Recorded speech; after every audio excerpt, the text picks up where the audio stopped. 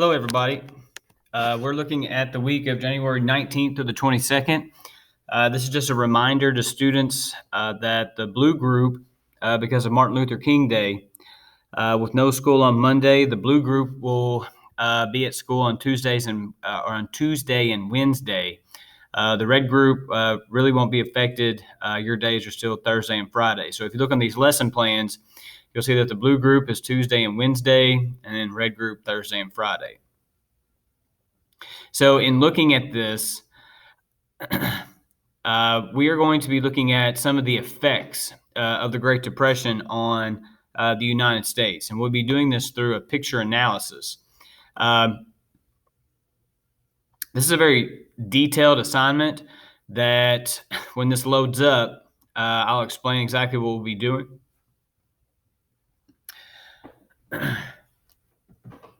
We'll be going through this during class, but this is an assignment that you can do on your own, and one that you'll be able to see through the Google Meet recording as well. So when this loads up, you'll see that the learning target is already up here. So what are we trying to get to? Cardinals can analyze the effects of the Great Depression on the city through exploring pictures of the times. So we're going to start out, and we are going to be defining 4 terms that we need to understand before we really get into any of the pictures. So these 4 terms, and what we'll be looking at, shanty towns and Hoovervilles, bread lines, soup kitchens, and then hobos, as far as how the term relates to the Great Depression, as it did originate from this time period. So I'm going to skip down, and you're going to see that there are 10 pictures that we are going to be paying very close attention to. At the end of each of these, or at the end of the pictures, there is a chart that says response to picture. So for each picture, you will be typing in your response to the question that is posted at the top of each picture. Now, we'll be discussing these in class, so you'll be able to answer the question as we talk about it during class. So, just as an example, we'll look at this first picture, and it says, explain what is happening in this picture. So we'll talk about how this is what is known as a bank run, or all the side of the Farmers and Mechanics Savings Bank.